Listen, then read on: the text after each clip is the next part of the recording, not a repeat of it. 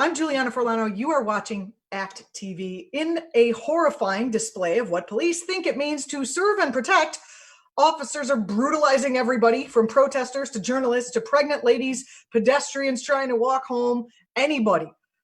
There's even video, as I said earlier, of them, tear gassing a child. So, yeah, where are we at? Our next guest, journalist and commentator Andrew Jones, is here to talk about this cycle of violence the police perpetuate, laid bare through anti-racism protests all over the country. As I said before, Andrew is a progressive political, sports, music, and culture journalist.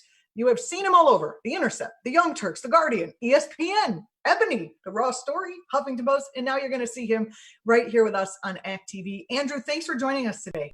Well, great to join you always, Juliana. It's the Brooklyn love that we have here, despite these really insane times. Yeah, I'm getting a lot of texts from out of town family asking me if I'm all right. I'm like, I'm all right. So, they're like, don't go out. I'm like, we have to go out. We need to go out. We need to make this into we have to protest. I think you're a little frozen there, Andrew. There we go. It's solved now for good now. Exactly. Okay, great. It's solved. Great. It's solved good now. I'm worried because I know last time we had some tech. Same here, but it's definitely solved now. Next time you're just going to come over and we'll share this microphone since you're in Brooklyn and you're allowed to go out in the street at any time before 8 p.m.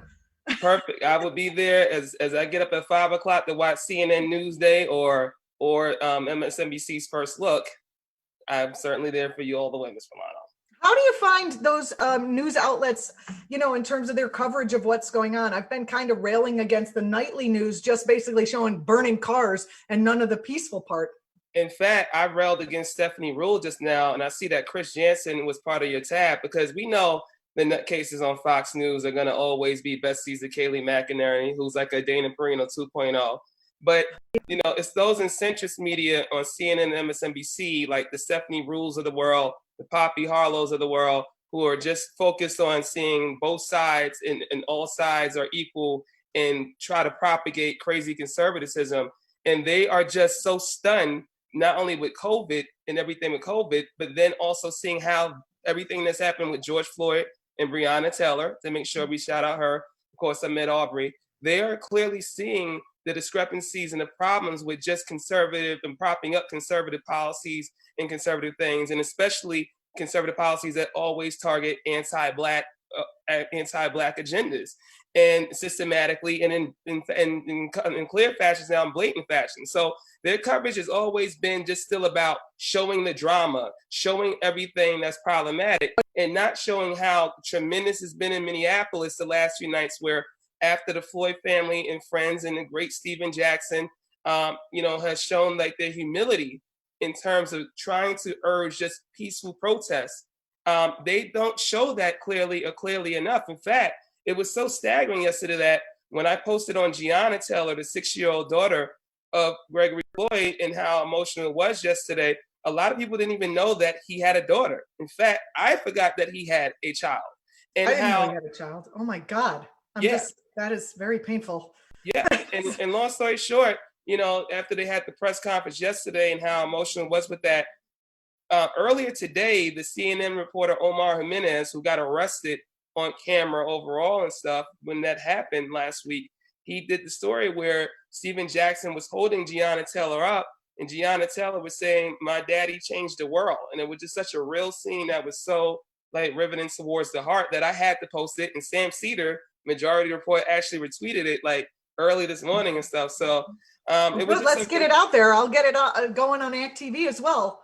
Yeah, for sure, because it's truly tremendous, and we got to get you on Twitter all the way, because Wastebook and Mark Zuckerberg is just so problematic. Not that Twitter isn't, and Nancy Pelosi did a great job last week of calling out both of them, and this is why people do that. I know I'm getting off the original topic. Go ahead, we're just here because everything you say is going to be interesting. We can go.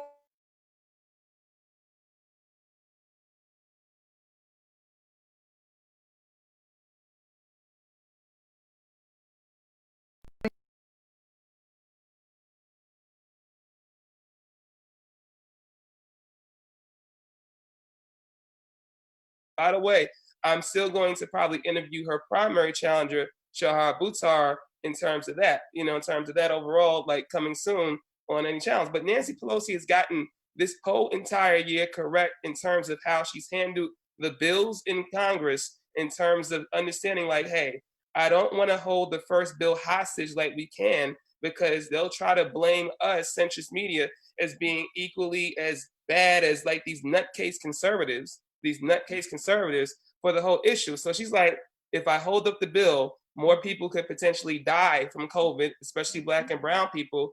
And that's why she just said, you know what, we're gonna see what McConnell wants or whatever. We're gonna do and whatever in terms of not only what McConnell and Schumer wants, we're gonna just do these bills or whatever, and then have this whole agreement to try to prioritize as much as possible.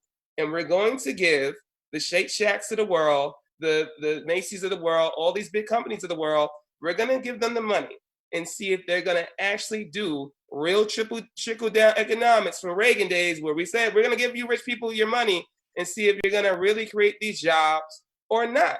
And clearly, all they wanted to do was just, as they always do when they receive their own version of socialism, they went and pocketed the money and just barely made a few PPE masks. And still, you had Jeff Bezos getting mad at Amazon workers in Staten Island for protesting clear safety rights, all right? So now it's even highlighted even further where Nancy Pelosi, came today and whatnot and expressed how she felt in terms of how real change is going to happen. And it's just like, we just need Black people to get accountability for white or anti-Black, because there are black cops who are anti-Black inherently by being officers, and we need that real accountability. So it's something where. So she did say that.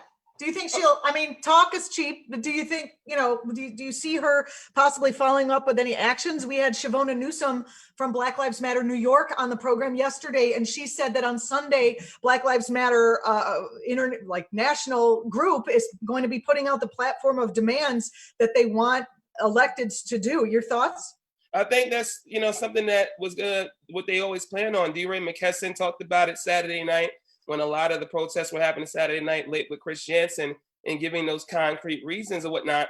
And why I have to say editorialize, Bernie Sanders would have been the primary choice or whatnot, or even Elizabeth Warren fans, because I know there's still Elizabeth Warren fans out there, but let's just say it was very problematic what she's done in terms of a lot of things, in terms of centrist appeasing. But Bernie Sanders was the clear choice. And, Barack Obama needs to take responsibility over that. And Jim Clyburn does as well in terms of that choice. But I think the real change will only happen if we have Republicans fully out of office, especially in the Senate, because we already have the House already under control.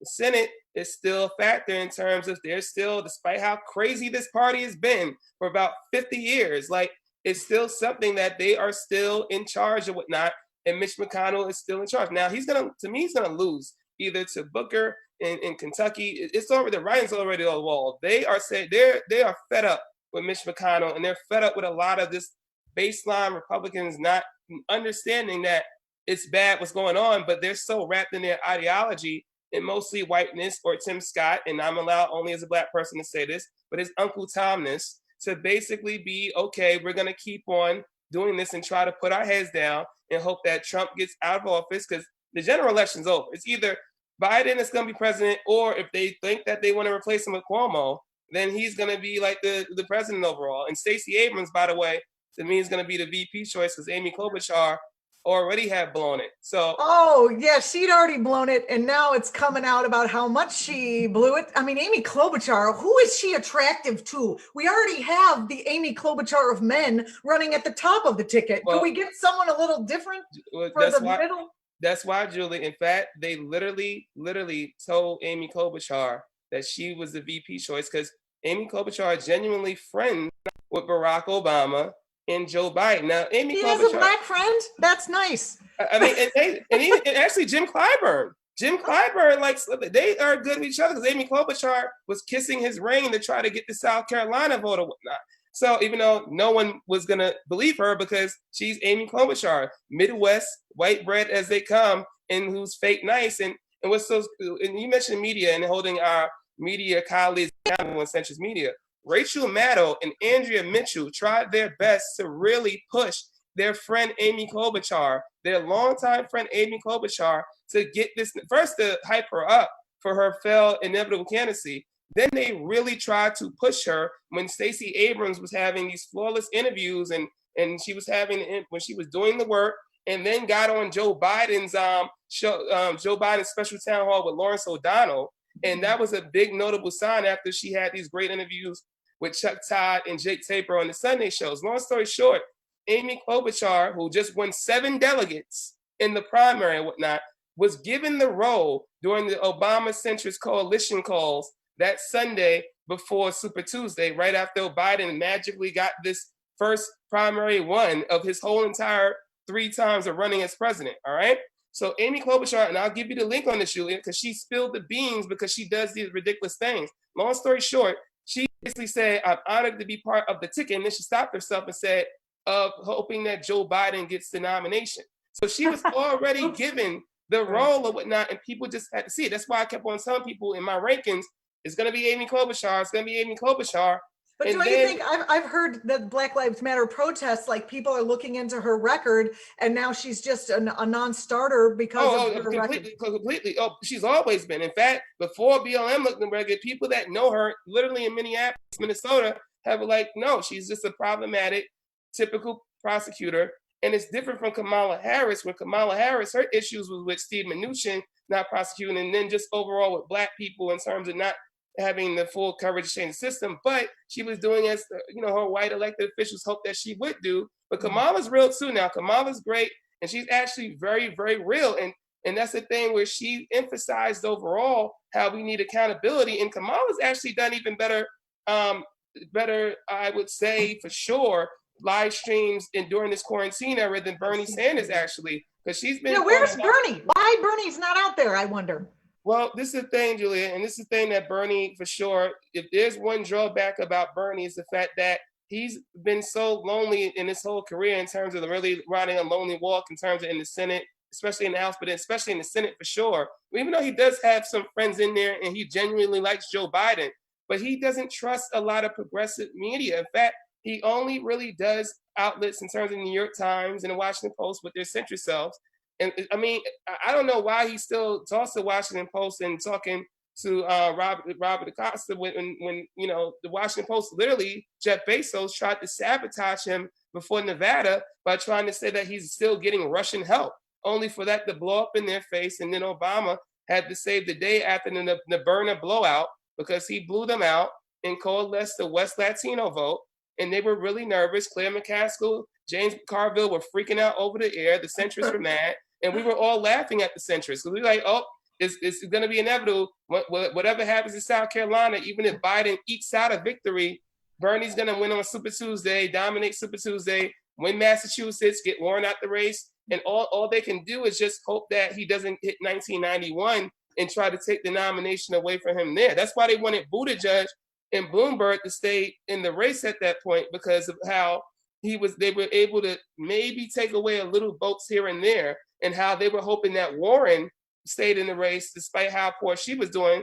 And that's how she got the super PAC money that she got late in reverse roles, if you remember. So they were really hoping these factors. So these factors just lead to how Biden really is not, even with him adding Stacey Abrams to the ticket, as likely the case for sure, because Stacey, and then it's now tied for Kamala and Amy Klobuchar, because Amy is taking such a hit with her record, and they're trying to think that, okay, we can. Kamala Harris would be a good AG pick. She doesn't want that role, Julie, because she wants to be her own star. She's like, you know what? I've been there, done that. I'm not going to be the next Loretta Lynch, or I'm not. What's she going to do now? The governor of California? I mean, where's she going? Well, she's got to do stuff. She's still hot. I mean, she's still very young to still run for president. True. And she's still in the Congress, so right. And she still has her K-High fan base. A lot of them are very misplaced over on Twitter, but they're really real. This K-High fan base. I mean, they are just as real as she is, or whatever. And I could see how, because she really has a lot of real demeanors. In fact, it's coming up. I think it's the year anniversary where, if you remember at the Move On conference last year, I don't know if you remember, but this crazy white guy, whether he was leftist, whatever, he just shouldn't have done this to anybody, let alone women on stage. He basically came onto the stage, and Karine Jean-Pierre was freaked out, And Kamala Harris was just sitting in a chair like, what is going on? But she wasn't phased at all. And Karine Jean-Pierre, to her credit, newly made Biden advisor, and like to him directly, and was like, no, sir, this is not going to go down. Right, and Kamala Harris's husband, he went and helped throw him off stage, this guy. So, but she stayed in her chair and was unflinched whatsoever. And she just, come on. Yeah. Yeah, she just is an incredible, like, real soul. And that's why the whole busing, thing that she got at Biden was so effective. And that's how they were so mad, and how she couldn't even get to Iowa. I mean, she had to drop out the race in December, even though she's way more realer than Amy Klobuchar will ever be. I mean, it's just what it is. But, the centrists didn't like that. And that's why she, had her issues.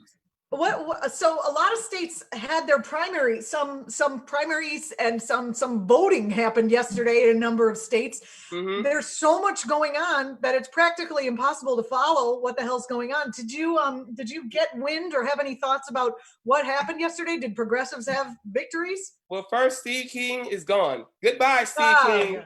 Goodbye forever. But do you think, Andrew, that Steve King being gone and them running another conservative, it's just like, true. It's a Steve King light without the racism record that, we all know about?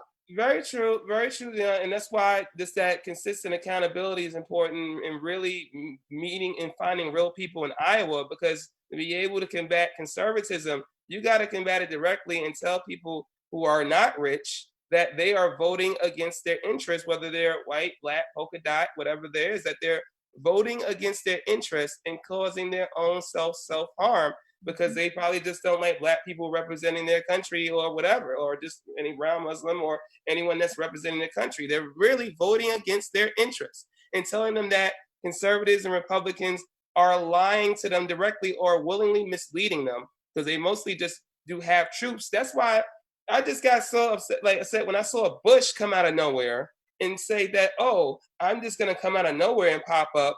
And the thing is that Bush and Nicole Wallace's and the Steve Schmitz of the world, they all preserve the platform, and they're trying to have this amnesia to be like, oh, we're so sympathetic. It's only Trump that's doing this, we're no longer Republican.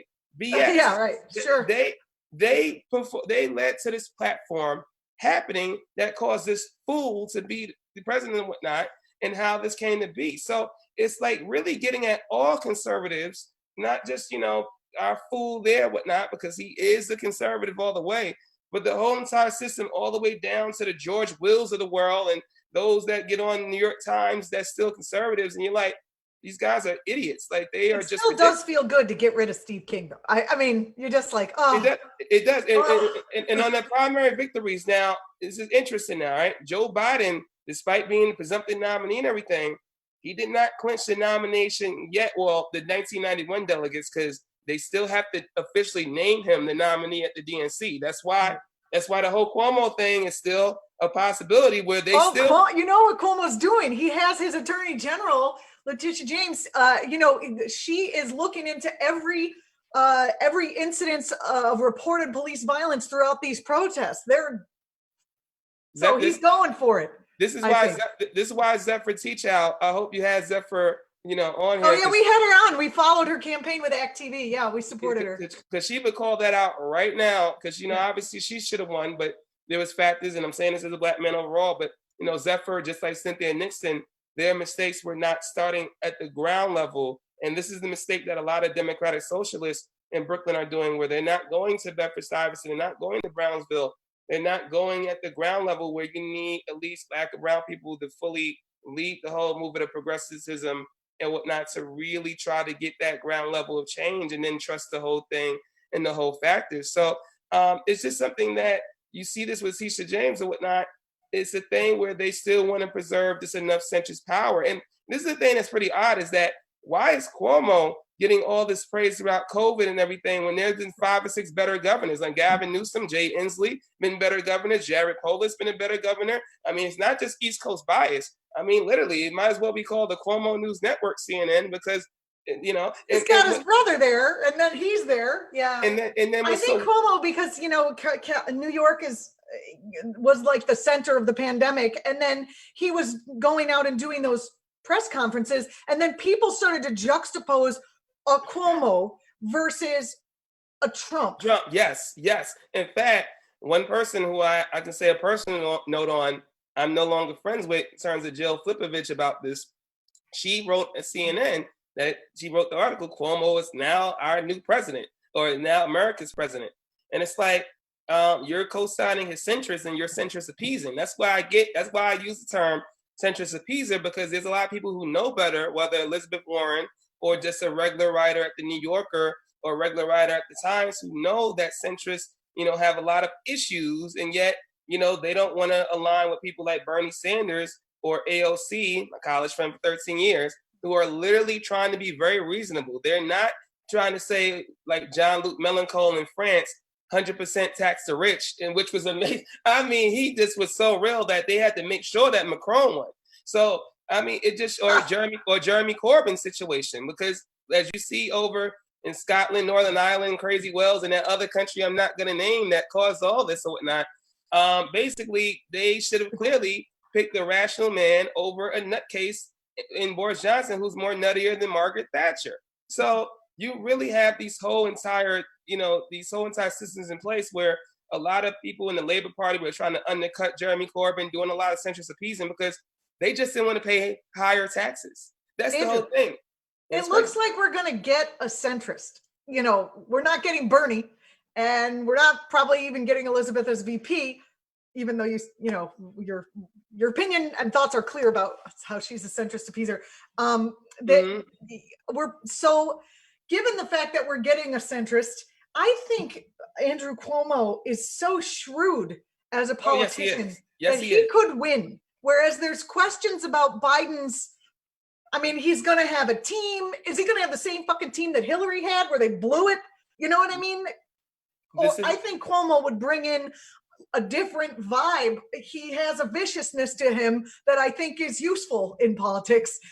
You want him on your side for things. You don't really want to be going against him. But Julia, this is the thing, because a lot of people in progressives, and I get at Joy and Cheriton about this, a lot of progressives, they like, this is Biden 2020, Hillary 2016, because they're both centrist. And honestly, Hillary, if we got rid of the corrupt electoral college or whatnot, would be like president overall, but we still continue that corrupt system or whatnot. But basically, Biden, because you're wondering, how is Biden getting all this popularity when Hillary's more popular, but yet everybody wanted to hate on Hillary? So she was hate famous or whatnot, but they're the same politicians. Everybody's loving Joe. They love Joe for some reason, all right? Even though Joe is just basically, because people hate women. That's why. Exactly. He has a penis. Yeah. And and that's the only difference. He has a penis, and he wasn't. Everyone is still mad at their mom for not letting you have that popsicle. It's crazy. And he has a penis, and he wasn't famous like Hillary was throughout the 90s, where Hillary's globally famous. So it was compounded, both of those things and the factors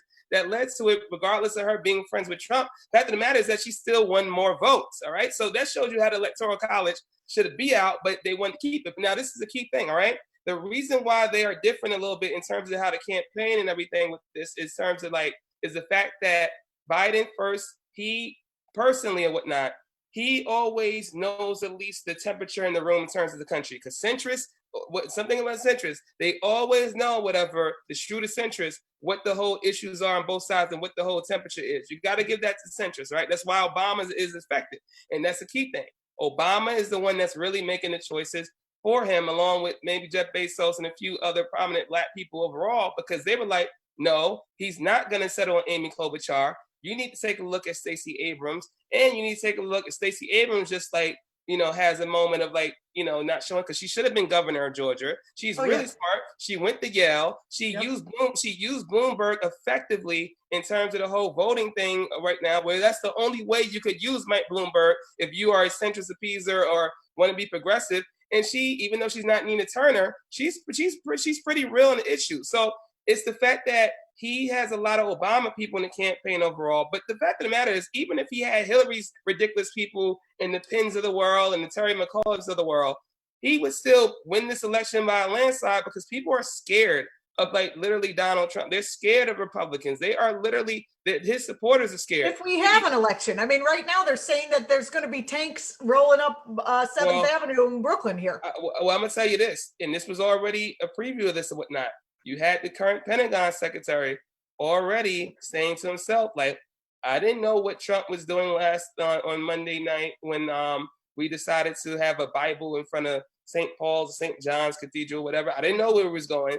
And I'll tell you this or whatnot, because he's a fool. This fool Trump will try to do it. And Barr too, they will try to do this or whatever. Because Pence is like he's trying to run away from this at the same time. He's just hoping that where's Pence? Everybody's like, hiding. Where's Pence? He's hiding, like being the coward that he is. Him and Seema Varma. And by the way, quick side note, because we haven't seen them in a few days, obviously, because now BLM taking over COVID-19 and stuff. Anthony Fauci and, of course, Scarf Deborah Bricks, they are not heroes, especially Anthony Fauci. He's a centrist who he could easily tell off this fool and say that conservatives are crazy, stop listening to them, whatever. Instead, he's like, well, I'm just going to say that I want you to really wear a mask because he grew up in Dyker Heights and Bensonhurst. So he's like, he has this perspective of like being cool, but not really making changes. Like if he grew up around Bed-Stuy or Brownsville or Crown Heights, where he would be like, no, these people are fools. These are Brooklyn neighborhoods, in case you're unaware. For people. Yes, sorry, people. Here in the borough. I forgot. Julia Fernando has built a national brand that is just as good as Pacifica and other. I mean, like you really grinded on that, and that's what I'm saying with progressive media, and that's why I say straightly to Bernie Sanders campaign and not the Jeff Weavers of the world, but the real people that truly, really rock with him all the way, where it had him using Twitter. I mean, he's 78 years old, but then again, Nancy Pelosi's 80, and this is why I think for sure, Juliana, I have already proven, and nobody knows that about Pelosi. She's 80 and kicking behind all day. I didn't know that either. No. Dianne Feinstein, all the way, even though she's probably problematic. But yeah, the thing I've already said, prepare for the 2024 Democratic presidential primary, when for the first time there's going to be an incumbent primary, and that's why they're hoping Stacey Abrams makes people satisfied. What about Andrew Gillum? I think we need him. We need him to come off the bench. He's definitely for Florida's good, but the problem is that just like Elizabeth Warren, he had a choice to say, am I going to go with Bernie Sanders or am I going to stay neutral to not piss off the centrists? And he decided he wanted to stay neutral. Now, fortunately, he's had his whole thing as they tried to make him seem like he was taking cocaine when all he did was just get drunk in Florida, and that's what happened. But he'll be fine. He did the smart thing and everything. And don't they serve cocaine at the Waffle House in Florida? I mean, they just Miami. That state is crazy. I gotta tell you, Lady Filano, Miami, being there a few times and whatnot, that whole culture, especially in those rich parts or whatnot, well, I don't know how else I can tell it or whatnot. The powder is real down there. And I'm not just talking about I gotta say, you are one of my favorite people. I feel like we just started talking and already we're at the end of the segment. Do you think that you might become a regular face on our program? Be great. Oh, I would be honored to over more, well, even though Jordan Charleston may be upset about it. But hey, I mean, Andrew, see how I did that? I asked you while we were on the air. See how I did that? It's so smooth. Girl, we see the Brooklyn play. We have the Brooklyn skills overall. Julia, you truly are someone, and this is having a lot of friends and a lot of colleagues in white online media and working literally at the Intercept, the Young Turks and stuff. And I say this overall, that you are a true ally and a real friend, where I was saying to myself, damn, I haven't talked to Julianna in a while because I've been so in those circles only for a lot of problematic issues that I'm going to probably address on my own personal account for sure, where basically they weren't showing solidarity to Black journalists. And they're wondering, how can we cover this whole thing, yet we don't have any Black people there anymore? How can we cover this whole thing with no Black people? On Sunday, I'm like, oh my God, I'm going to have to go talk. What do I know other than I need to just hand the platform to people of color like that. And that's pretty much what we did this week. We got, we had Shavona Newsom on, we had Nalini Stamp from the Working Families Party. We have you. I don't want to people have, it's a lot of good talk coming from everywhere, but I do feel like there is a dearth of progressive people of color being shown on mainstream media. So I'm doing my best here.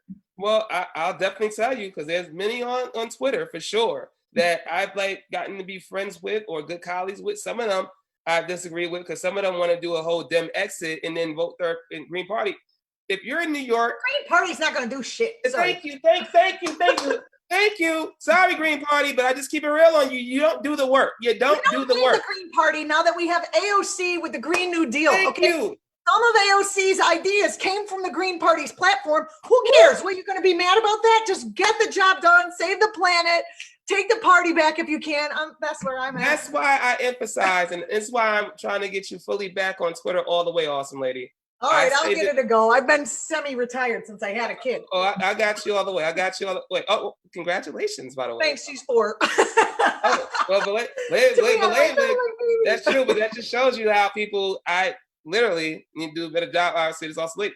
I say this. I say hashtag them takeover, hashtag them makeover, not a them exit. Because them they've been pushing this whole them exit because they're pissed. Like, a lot of people are justifiably pissed. They're justified. Bernie, a bus supporter, still mad because the primary should have went to him. And honestly, Julianna, I can say this, even if I can't confirm this all the way fully, because the Iowa caucus already showed the shenanigans. Then the Nevada burnout, because they tried to pull the same shenanigans in Iowa. They tried to delay the vote or whatnot. And what happened was the news networks were so pissed at what happened in Iowa in terms of the vote not coming out and how there's no winner declared by the Associated Press, by the way, for the Iowa caucus, that Bernie Sanders clearly won, only for them to try to prop up Pete Buttigieg.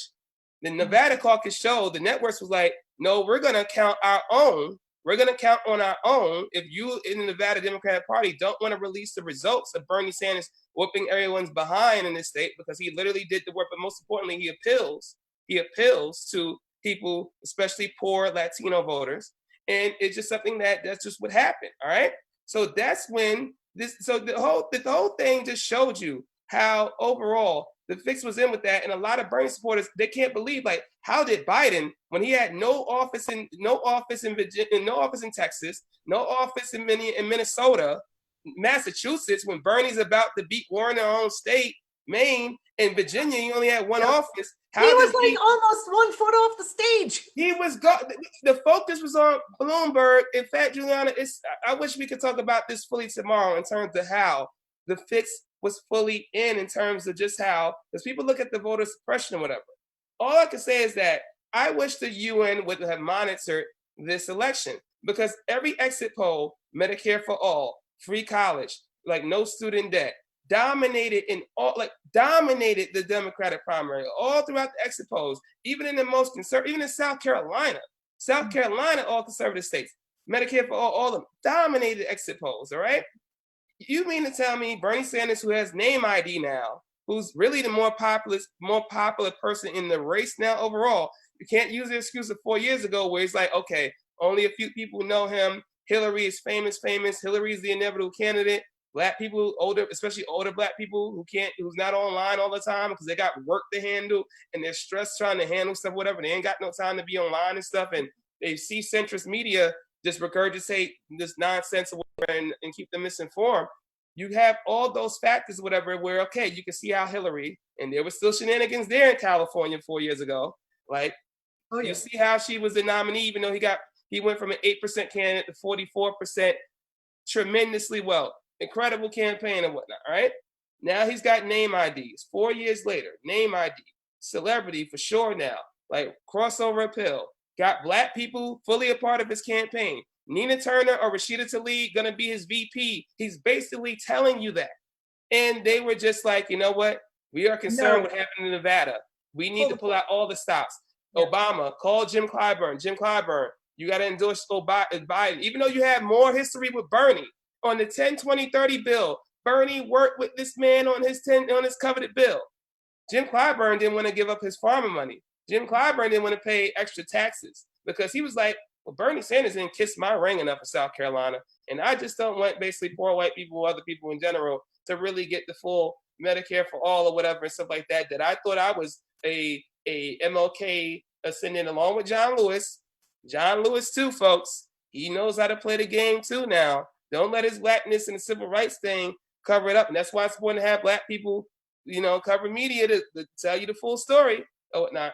It's just something that you see that the fix was in with South Carolina. And then what they did, forget just the Clyburn endorsement, what they did in the debate. Because if you remember in the debate, after the Nevada debate, where we just made Bloomberg look silly and Warren and Bernie just clown him all over the place, they made sure, Tom Perez, Azasi Hanosa, they made certain to have the debate be filled with a lot of rich people that were going to I boo saw that. Bernie Right. Sanders every single Like, time. boo, we don't want people to have health care. And cheer Mike Bloomberg and be This like, is the thing I always say about the healthcare issue, right? And then we got to call it a day because I feel like we're going to have you on like next week because we just scratched the surface here. So this is good. I'm glad your Zoom is working because awesome. Oh, for sure. I upgraded. We have Medicare for all, right? Taxpayer dollars are going to pay for it or whatever, however they're going to pay for it. It's going to be out of the pockets of people. So then taxpayers are going to go nuts when Monsanto does something like poison all your fruit that's causing people to have cancer that now I got to pay for, right? So Medicare for all isn't just about covering poor people. That's what they make it. It's even what we make it seem like. Medicare for all is the linchpin of corporate fucking accountability that we need in this country. And I'm going to have to write an article about that because I don't see anybody talking about that shit. I got you with the perfect thing that you have in the article. The black richest part in this country, Prince George County, outside of DC, tremendous loyal public servants, a lot of successful black people, like kids in college, tradition. A lot of kids go to Howard, Georgetown, all like USC, Harvard, no matter where, they go everywhere. Prince George County, and I have family there. They were not saved by COVID-19 in terms of the communities and all of the overall systematic problems that happen with black health overall, even if you're rich, that transpire because of how even a lot of white people get jealous in terms of how, oh, these black people are doing great, we're going to still cut off their food supplies or whatnot in neighborhoods or whatever. And that systematic racism that we should be protesting on a daily basis more than just this blatant racism, which is easy to protest. This is what leads to what happened. I'm going to give you the thing, because Good Morning America did the whole piece on it. And it was just so telling. And it was like, wow, even the successful rich black person in the country who are just being law abiding, having white friends or whatever, like good colleagues and everything, they can't even get a break. Or non-black friends, because we forget that there's a lot of, people, whether it's Arabic descent, there's Latinx, obviously, Desi descent, Indian, that, that sometimes, go against, like, have anti-black views or want to say the N-word in songs or, propagate that whole thing. And that's why you saw on Instagram, probably, even though you're not on there, a whole bunch of people who aren't black. I barely. Oh, it's a lot of who wants to be on a Zuckerberg site? Who wants to be on a lesser version of Wastebook, which is Instagram, Vanitygram, Instasham. Even though your producer's on there, she's amazing, Iana or whatnot. She's on there, and we follow each other now with that. But it is effective because that's where a lot of like the younger people are, because Facebook was considered getting too old, which is ridiculous. Boomer book. Here we are. Hey, Andrew, I'm sorry to cut you off because this has been great, but we have to go. But I encourage everybody, and I mean everybody, to go follow Andrew and his work. You can find him on, well, I'll say the Twitter, right? At Sluggagjells, SLUGGAHJELLS. Explain that name real quick. Long story short, it was supposed to be my performance name in terms of music, and I'm still doing music on the side, actually. Nice. Lupe Fiasco. Hopefully, I can try to get him on your show. Now that'd be for him. Let's do it. Yeah. Long story short, I liked baseball originally back, and the company Louisville Slugger had the the bat, so I put Slugger in there, and then Jarrell, is my middle name, obviously, and then I just took the RE out. And I just put gels in there because it just sounds good, like make things gel, everything. And that's how the moniker came to be. And there you go. And I'm shocked I was able to get away with it and still be able to work in a lot of white progressive sites. And, I thought I had to use my regular name, and I thought they were going to get freaked out over that. Some probably did. Good. Andrew Jones, journalist and commentator. Follow him at Sluggagjells. We will see you hopefully next week. If you're watching on Facebook, that's the end of our segment. And thank you for watching at this length. We just couldn't stop. We just couldn't stop. It was too good. Follow us on Facebook, on Twitter. We're @TV. I'm Julianna Forlano. You can follow me on Facebook and Twitter, and I promise I will tweet now because Andrew asked me to. That's the end of our stream. So thank you so much for watching on Facebook. If you're watching on YouTube, definitely hit the subscribe button here on YouTube and share this stuff with your friends, especially if they don't have a black friend. They can have a black friend, vicariously through our interview. Thank you so much for watching. Right?